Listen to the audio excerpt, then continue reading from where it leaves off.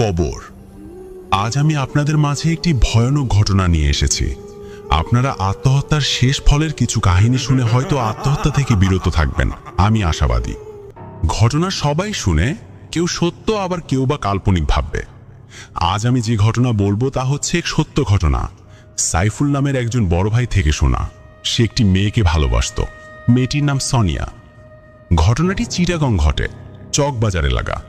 সোনিয়া কেন আত্মহত্যা করে তা সবই জানতে পারলাম আজ এই ঘটনাটি শেয়ার করব।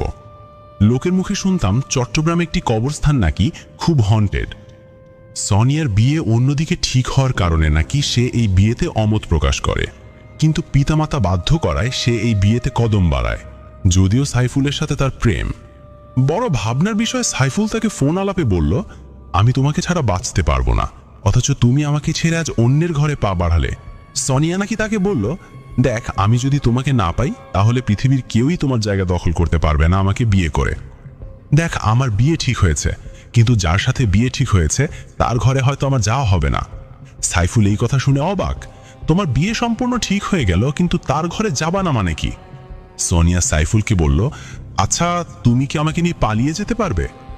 সাইফুল কান্নারত খুশ সোনিয়াকে বলতে লাগলো, দেখ, মজা করার একটা সীমা আছে। আজ তোমার বিয়ে, অথচ তুমি আমার সাথে মজা করো। বাহ সনি, বাহ! যদি আমাকে এতই ভালোবাসতে তাহলে আরেকজনের সাথে রাজি হলে কেন? সোনিয়া এই কথা শুনে ফোন কেটে দেয় এবং মোবাইল বন্ধ করে রাখে। পরের দিন সোনিয়ার বিয়ে। পুরো বাড়িটা আজ আনন্দের মেলা। এইদিকে সাইফুল যেন জাহান্নামের শেষ ঠিকানায় আছে। বিশেষ করে চিটাগং বিয়ে হয় রাতের বেলায়। সাইফুলকে দাওয়াতের আমন্ত্রণ জানালেন সোনিয়া, তাও আবার SMS করে। SMS শেষে সোনিয়া আবার ফোন অফ রাখে। SMS এ লেখা ছিল, আজ তোমার খুব কষ্টের দিন, তা আমি জানি। তুমি আমাকে অনেক ভালোবাসো, তাও জানি। আমি অন্যের ঠিকানায় যাওয়ার আগে আমাকে একবার দেখে যাইও। বিয়ে খাবার না খেয়ে যাবে না, আর হয়তো আমাকে দেখতে আসলে তোমার খেতেও মন চাইবে না, তাই আমাকে দেখে যাওয়ার দাওয়াত রইল। ইতি সোনিয়া। সাইফুল রাত 8টার দিকে সোনিয়াদের বাসার কাছে আসেন। এসেই সাইফুল লক্ষ্য করে পুরো বাড়িতে কেমন জানি কান্নার আওয়াজ ভেসে আসছে। সাইফুল অবাক হলেন, বিয়ের বাড়িতে কান্না? সাইফুল কোন এক ব্যক্তিকে জিজ্ঞাসা করল, এই বাড়িতে আজকে না বিয়ে? লোকটি জবাবে বলল, হ্যাঁ বিয়ে, তবে যার বিয়ে সে আর নেই, সে আত্মহত্যা করে মারা যায় কিছুক্ষণ আগে। সাইফুল এই কথা শোনা মাত্রই ও আল্লাহ বলে একটি চিৎকার করলেন শুধু, আর মাটিতে লুটে পড়েন। সাইফুলের সাথে দুজন বন্ধু আসে। তারা সাইফুলকে সান্ত্বনা দিতে লাগলো। ঘটনা কিন্তু এখানেই শেষ নয়। সোনিয়ার বিয়ের পরিবর্তে মৃত্যুই উপহার পেয়েছে তার পিতামাতা। কিছুক্ষণ পর সোনিয়ার লাশকে পুলিশ এসে পোস্টমর্টমে নিয়ে যায়। এইদিকে বিয়ের সব আয়োজন এক পলকেই সব শেষ। স্বামী বেচার আস্থা অলক্ষী বলতে তাকে সমাজের লোকেরা। যাই হোক, সোনিয়ার লাশ পরের দিন সন্ধ্যায় দাপন করা হয় একটি কবরস্থানে। সোনিয়াকে দেরি করে দাপন করার মূল কারণ শুধুমাত্র তার বাবা বিদেশ থেকে এসে তাকে দেখবে বলে। লাশ দাপন করার সময় হঠাৎ কিছুক্ষণ পর পর মাটি যেন সরে যায় কবরের উপর থেকে। লোকজন মাটি চাপা দিয়েই যাচ্ছে শুধু, কিন্তু এই কি, মাটি কেন এমন করছে? উপরের মাটি বারবার প্লেন হয় কেন? সবাই কিছুটা ভয় পায়। এরপরে মসজিদের ইমাম সাহেবকে ডেকে জিজ্ঞাসা করলেন, হুজুর, একটু দেখুন তো, কবরের মাটি বারবার সরে যায় কেন? ইমাম সাহেব দেখলেন এবং তিনি এক চিমটি মাটিতে কিছু একটা পড়ে ওই মাটি কবরের উপর চিটকে দেন। এরপর দেখা গেল সব ঠিক হয়ে গেল। এইদিকে সাইফুলকে কবরের কাছ থেকে কোনোভাবেই আনা যাচ্ছে না। যাই হোক, ঘটনা ক্রমান্বয়ে বাড়তে লাগলো। সোনিয়াকে কবর দিয়ে আসার পর ওই মসজিদের ইমাম সাহেব চাকরি ছেড়ে দেন কিছুদিন পরে। সবাই জানতে চাইলেন, কেন, কি কারণে আপনি চলে যাবেন? ইমাম সাহেব কিছুই বলছেন না। তিনি শুধু বারবার বলেন, আমি চলে যাব, আমি আর এই মসজিদে চাকরি করতে পারবো না। সবাই ইমাম সাহেবকে অতি অনুরোধ করে বলালেন তিনি কেন চলে যেতে চান। ইমাম সাহেব বললেন, সোনিয়া নামের ওই মেয়েটাকে এখানে কবর দেওয়ার পর সেদিন রাতেই আমি লক্ষ্য করলাম ওই কবরের উপর কেউ একজন বসে থাকতে। আমি ভাবলাম, এত রাতে এখানে কে বসে আছে? হয়তো মেয়েটির আপনজন কেউ বা। আমি এই ভেবে কবরের দিকে অগ্রসর হলাম। হঠাৎ আমি লক্ষ্য করলাম সে লোকটি আমার দিকে উল্টো এগিয়ে আসছে। লোকটি ছিল একজন মেয়ে টাইপের। সে আমার সামনে হুট করে এসে বলল, তোকে কে বলেছে আমার কবরে আস্তাগফিরুল্লাহ পড়ে মাটি ফুটিয়ে চিটকাতে? কাজটা ভালো করিস নাই। ইমাম সাহেব এই দৃশ্য দেখে একটি চিৎকার করেন। এক চিৎকারেই তার পুরো শরীর থরথরে কাঁপছে। চিৎকার করার পর ইমাম সাহেব মেয়েটিকে আর দেখতে পায়নি, কোথায় যেন ভ্যানিশ হয়ে গেল। ইমাম সাহেব দৌড়ে তার কোয়ার্টারে যান। এরপরে তিনি 2-1 জনকে ফোন করেন ওই রাতেই। তিনি ভয় পেয়েছেন, তাই তার সাথে অন্তত কেউ একজন এসে ঘুমাতে। ইমাম সাহেব আরও বললেন, আমি ঘুমালেও ভয়ানক স্বপ্ন দেখি। আমি দেখি আমার শরীরের উপর বাস উল্টে পড়ল, অথবা আমি নিজেই নিজের লাশ দেখি। ইমাম সাহেব এই সব ঘটনা সংক্ষেপে বলেন সভাপতি ও অন্যান্যদের কাছে। ইমাম সাহেব বলেন, আমাকে এখান থেকে চলে যেতে বলেছেন।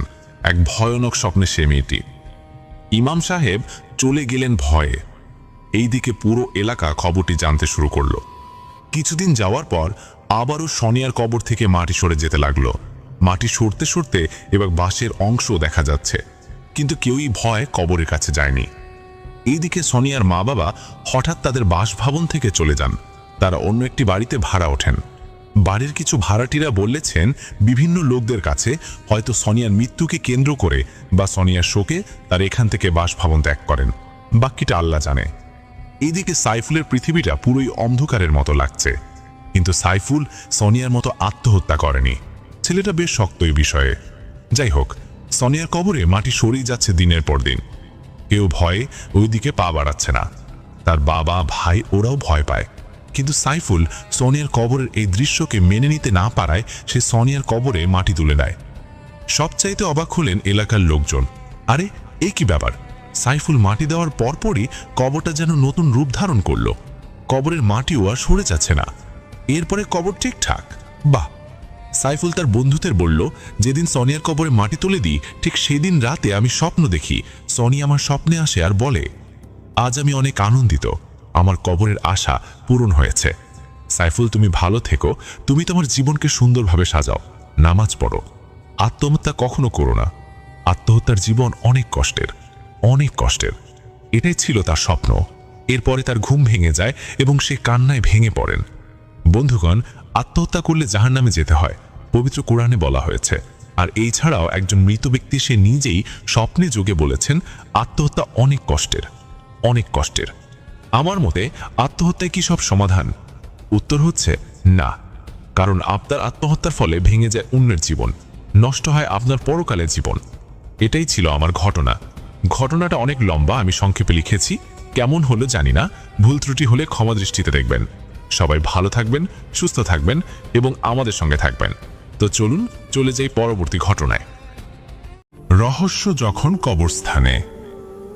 আমি রকি আমার বন্ধু সজীবের গ্রামে আসছি বেড়াতে। সজীব নিজেই আমায় নিয়ে আসছে ওর গ্রামে। বলে রাখি, সজীব আর আমি ভার্সিটিতে ক্লাসমেট এবং আমরা খুব ভালো বন্ধু। যাই হোক, সজীব যখন ওর গ্রামে যাওয়ার কথা প্রথম বলে আমায়, আমি তখন বেশি না ভেবে রাজি হয়ে যাই। কারণ আমি ছোট থেকে শহরে বড় হয়েছি। শহরের ইটকাঠের বদ্ধ পরিবেশ থেকেই বড় হয়েছি, কিন্তু গ্রামের নির্মল বাতাস, ফসলি ক্ষেত, চারিদিকে সবুজের সংগ্রহ দেখার সুযোগ আমার হয়নি। তাই সজীবের কথায় রাজি হয়ে গেলাম। কিন্তু সজীবের গ্রামে এসে একটু যে গ্রামটা ঘুরে দেখব, সেই সৌভাগ্য আর হলো না আমার। গ্রামে পৌঁছে সে কি বৃষ্টি! বৃষ্টি যেন থামার নামই নিচ্ছে না। গ্রামে পৌঁছেছিলাম দুপুরে, আর বৃষ্টি নাকি সকাল থেকেই হচ্ছিল। এভাবেই কখনো আস্তে, কখনো আবার অনেক জোরে সারাদিন বৃষ্টি হয়েই গেল। তাই আর কোথাও বেড়ানো হলো না। সারাদিন সজীবের বাসাতেই কাটিয়ে দিলাম। এখন রাত 12টা, চারিদিকে নিস্তব্ধ নীরবতা, তার মাঝে ঝিঝি পোকার ডাক আর বাইরে টিপটিপ করে বৃষ্টি পড়ার শব্দ। আমি আবার একটু রাত করে ঘুমাই এবং রাত জেগে বই পড়া আমার একটা অভ্যাস। বই পড়তে পড়তে হাতে থাকা মোবাইলের সময় দেখি 1টা বাজে। এবার চোখে ঘুমও আসছে, তাই বই পড়া বন্ধ করলাম। ঘুমানোর আগে একটু বাথরুমে যাওয়ার প্রয়োজন হলো আমার। গ্রামে আবার বাথরুম বাসার বাইরে হয়। শহরে সাধারণত ঘরের সাথে বা বাড়ির মধ্যেই বাথরুম থাকে। যাই হোক, সজীবের বাসাতেও আবার বাথরুম বাসার বাইরে, অবশ্য বেশি দূরে না। কিন্তু একা যাব কিনা ভাবছি। আমার পাশে সজীব শুয়ে আছে, কিন্তু ও ঘুমিয়ে গেছে, তাই আর ডাকলাম না সজীবকে। আর আমিও ভয়টায় কম পাই। তারপর ফোনের আলো দিয়ে বাথরুমের দিকে রওনা দিলাম। বাইরে গিয়ে দেখি অনেক অন্ধকার, আর বৃষ্টি তখনও পড়ছে টিপটিপ করে। যাই হোক, মোবাইলের আলো দিয়ে বাথরুমের কাছে গিয়ে বাথরুম ঢুকে পড়লাম। কিছুক্ষণ পর বাথরুম থেকে বের হয়ে আবার ঘরে যাওয়ার জন্য রওনা দিব, ঠিক তখনই দেখলাম একদল লোক একটা মৃত ব্যক্তির খাটিয়া নিয়ে যাচ্ছে এবং সবার মাথায় টুপি, পরনে সাদা পাঞ্জাবি এবং পায়জামা। এটা দেখে আমি অনেক অবাক হলাম। এত রাতে এই লোকগুলো মৃতদেহটাকে নিয়ে কোথায় যাচ্ছে? আমার মাথায় খালি এই কথাই আসছে, মনে হয় কেউ মারা গেছে, তাই কবর দিতে যাচ্ছে, জানাজা হবে মনে হয়। কিন্তু এত রাতে কেন জানাজা হবে? লোকটা কি তাহলে বেশিক্ষণ হয়নি মারা যাওয়ার, তাই এখনই কবর দিবে? আমি অজানাকে জানতে পছন্দ করি, অস্বাভাবিক ব্যাপারে আমার সবসময় আগ্রহ কাজ করে। তাই আমি সিদ্ধান্ত নিলাম আমি ওই লোকগুলোর সাথে যাব ব্যাপারটি কি জানার জন্য, আর আমিও না হয় জানাজা পড়ে মাটি দিয়ে আসবো লাশটাকে। তারপর আমি দ্রুত পা চালিয়ে ওই লোকগুলোর সাথে চলতে লাগলাম। একটা লোককে জিজ্ঞেস করলাম, আপনারা কোথায় যাচ্ছেন এবং কে মারা গেছে? কিন্তু কোনো উত্তর আসলো না লোকটির কাছ থেকে। সব লোকগুলো যেন বিড়বিড় করে কি পড়ে যাচ্ছে, আর আমি যে ওনাদের সাথে যাচ্ছি সেটা কেউ খেয়ালই করছে না, আমার দিকে কেউ তাকাচ্ছেও না। যাই হোক, আমিও আর কিছু না বলে লোকগুলোর সাথে চলতে লাগলাম। কিন্তু আমার হাঁটছি তো হাঁটছি, কিন্তু কোথায় যে যাচ্ছি বুঝতে পারছি না, আর চারিদিকে ঘুটঘুটে অন্ধকার।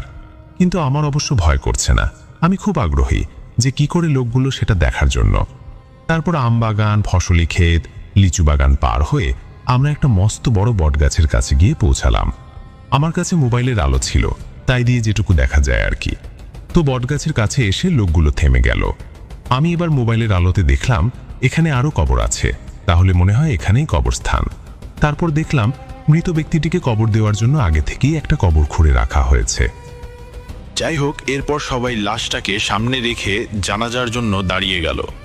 ওই লোকগুলোর মধ্যে একজন জানাজার নামাজ পড়ানোর জন্য সামনে দাঁড়ালো, আর বাকিরা তাকে অনুসরণ করে পিছনে দাঁড়ালো। আমিও তাদের সাথে জানাজার নামাজের জন্য দাঁড়িয়ে গেলাম। এবার যথারীতি নিয়ম মেনে জানাজার নামাজ পড়ানো শুরু হলো। যখন সালাম ফিরিয়ে নামাজ শেষ হলো, আমি তাকিয়ে দেখি একটা লোকও নাই, সব উধাও, শুধু লাশের খাটিয়া পড়ে আছে। আর আমি একলা শুধু এত রাতে এই কবরস্থানে আছি। আমি এবার অনেক ভয় পেলাম, ভয়ে আমার সারা শরীর কাঁপতে লাগলো। আমি বুঝতে পারছিলাম না যে আমি কি করব, আর আমি ভেবে পাচ্ছি না যে এক মুহূর্তের মধ্যে লোকজন সবাই কোথায় গেল। তারপর আমি একটু সাহস সঞ্চয় করে লাশের খাটিয়ার কাছে গেলাম। তারপর দেখি লাশ খাটিয়াতে নেই। আমি এবার আরো অনেক অবাক হলাম, ভয়ে আমার আরো যেন বেড়েই চড়ছে। তারপর সামনে দেখি কবর খোঁড়া। ভাবলাম লাশ কি তাহলে এই কবরের মধ্যেই আছে? এবার আরেকটু সাহস নিয়ে কবরের কাছে গিয়ে কবরের মধ্যে ফোনের আলো ফেলে যা দেখলাম যে কবরে কোনো মাটি দেওয়া হয়নি, কবর ফাঁকা আছে।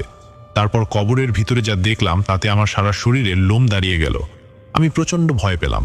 আমি যে জোরে চিৎকার দিব আমার গলা থেকে কোনো আওয়াজ বের হচ্ছে না। আমি ওই কবরে দেখলাম যে ওই মৃতদেহটা আর কারো নয়, ওই মৃতদেহটা আসলে আমার। আমি নিজে শুয়ে আছি কবরে, এবং আমার সেই মৃতদেহ বিভৎস চেহারা নিয়ে আমার দিকে তাকিয়ে আছে। আমি এবার আর নিজেকে ধরে রাখতে পারলাম না, অজ্ঞান হয়ে গেলাম।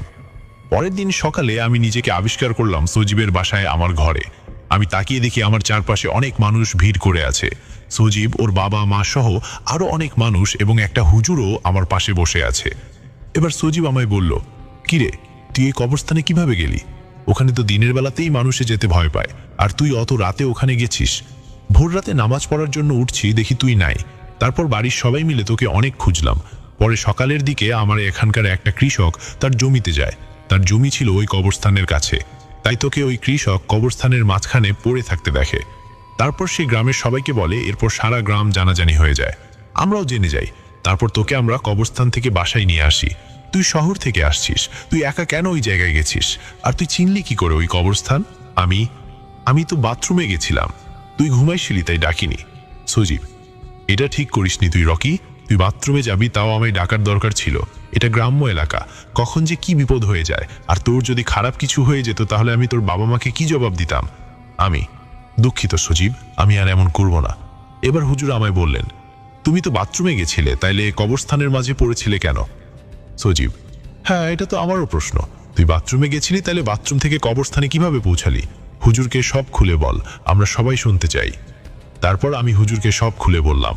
আমার কথা শোনার পর, হুজুর, তুমি যেই লোকগুলোকে দেখেছ সেগুলো মানুষ ছিল না, সেগুলো ছিল জিন, আর ওরা তোমাকে ভয় দেখাইছিল। এমন ঘটনা এই গ্রামে এর আগেও ঘটেছে, কিন্তু ওই জিনগুলো তোমার ক্ষতি করতে চায়নি। যাই হোক, তুমি শহর থেকে আসছো তাই জানো না বা বুঝতে পারোনি। তোমার ওই লোকদের পিছু পিছু যাওয়া ঠিক হয়নি। তখন কিছু জিন মানুষের রূপ ধরে যাচ্ছিল, আর তুমি সাহস দেখিয়ে চলে গেছো ওদের সাথে। এই গ্রামের অনেক মানুষও কিছু লোককে একটা মৃতদেহের খাটিয়া নিয়ে যেতে দেখেছে, যেমন তুমি দেখেছো। এমনকি এই জন্যে গ্রামের কোনো মানুষ ভয় রাতে আর বাইরে বের হয় না। যাই হোক, তোমাকে আমি এই তাবিজ পুড়িয়ে দিচ্ছি আর পানি পড়া দিচ্ছি, দেখবে তোমার সাথে আর খারাপ কিছু হবে না। তারপর হুজুর আমায় একটা তাবিজ পরিয়ে দিলেন, পানি পড়া দিলেন এবং ঘুমানোর আগে দোয়া দুরুদ পরে গায়ে ফু দিতে বললেন। এরপর হুজুর চলে গেলেন। তারপর আমি ওই দিনটা কোনোভাবে সজীবের বাসায় থেকে পরের দিন আমার বাসায় যাওয়ার জন্য প্রস্তুতি নিলাম, কারণ এখানে থাকলে যদি আবার আমার সাথে এমন হয়, তাই চলে যেতে চাচ্ছিলাম। সজীবও আপত্তি করেনি আমার চলে যাওয়াতে। যাই হোক, এসেছিলাম সজীবের গ্রাম দেখতে, কিন্তু গ্রাম ভালো করে না দেখেই খারাপ পরিস্থিতির জন্য চলে যাওয়া লাগছে নিজ গন্তব্যে। তাই বিষণ্ণ মন নিয়েই সজীবকে বিদায় জানিয়ে আমার বাসার দিকে রওনা দিলাম। বাসায় আসার পর 1 মাস আমি একটু ভয়ে ছিলাম। হাতে তাবিজ ছিল, তাও রাতে ঘুমাতে গেলে চোখের সামনে ভেসে উঠত ভয়ঙ্কর সেই দৃশ্য। বাসাতেও কিছু বলি নাই গ্রামে ঘটে যাওয়া সেই ঘটনার কথা। তারপর গায়ে অনেক জ্বরও আসে আমার। অনেক দিন অসুস্থ হয়ে বিছানায় পড়েছিলাম। তারপর আস্তে আস্তে সব স্বাভাবিক হয়ে যায়, আমিও সুস্থ হয়ে যাই। হাতে থাকা তাবিজটাও হাত থেকে খুলে কবে যে পড়ে যায় বুঝতেও পারিনি। তবে তাবিজ হারালেও আমার আর কোনো সমস্যা হয়নি। আমিও আমার পড়াশোনা নিয়ে ব্যস্ত হয়ে পড়ি। তাই বলে যে একেবারে সব ভুলে গেছি তা কিন্তু নয়। এখনো মাঝে মধ্যে মনে পড়ে যায় কবরের মধ্যে নিজের চোখের সামনে নিজের মৃতদেহ পড়ে থাকতে দেখা। সেই ঘটনা মনে পড়লে আমার গায়ের সকল লোম যেন দাঁড়িয়ে যায়। বন্ধুরা, ঘটনাটি কেমন লাগলো অবশ্যই কমেন্ট বক্সে জানাবেন। ভালো থাকবেন, সুস্থ থাকবেন। ধন্যবাদ সবাইকে।